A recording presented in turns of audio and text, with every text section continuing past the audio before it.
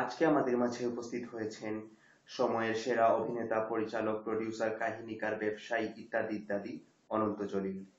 তো অনন্ত জলিল, আশা করি আমাদের এই লো বাজেট অনুষ্ঠানে এসে আপনার ভালো লাগছে। না, আচ্ছা, আপনার ছবি সম্পর্কে কিছু বলুন। প্রথম আমার ছবিটা যখন বাংলাদেশে রিলিজ হয় তখন বাংলাদেশের ঘরে ঘরে এই সার্চ নিয়ে কিন্তু মোটামুটি একটা আন্দোলন হয়। আচ্ছা, আমরা জানতে পেরেছি যে আপনার ছবি ইংল্যান্ডেও রিলিজ পাচ্ছে। এইটা ইংল্যান্ডে কি প্রভাব ফেলবে?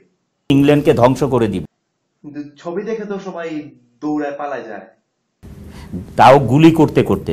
গুলি করতে করতে। কিন্তু শুনেছি যারা যায় তারা আপনার স্ত্রী বর্ষার আত্মীয় হয়। ওনারা হচ্ছে ওনার ভাই, ছোট ভাই।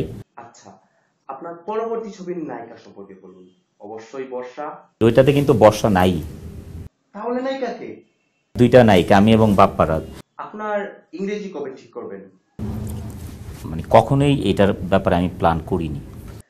আচ্ছা, আমি খানাটা উচ্চারণ করতে পারি না, আপনি যদি একটু শিখাই দিতেন আর কি। রিয়েল উচ্চারণটা হচ্ছে গানা, স্পেলিংটা হচ্ছে GHANA।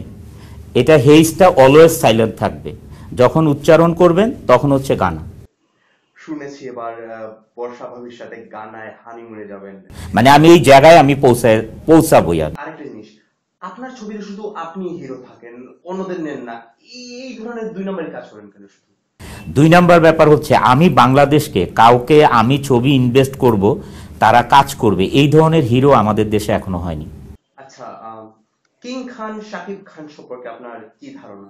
একটা প্রাইমারি ক্লাসের স্টুডেন্ট, প্রাইমারি স্কুলের স্টুডেন্ট। শুনেছি বর্ষা ভবিষ্যতে আপনার ডিভোর্স হয়ে গেছিল আর এখন আপনার একসঙ্গে, এইটা কিভাবে পসিবল? যারা টেকনিশিয়ান আছে একমাত্র তারাই বলতে পারবেন। দর্শক, আমাদের অনুষ্ঠান আজ এই পর্যন্তই। আশা করি আবার দেখা হবে।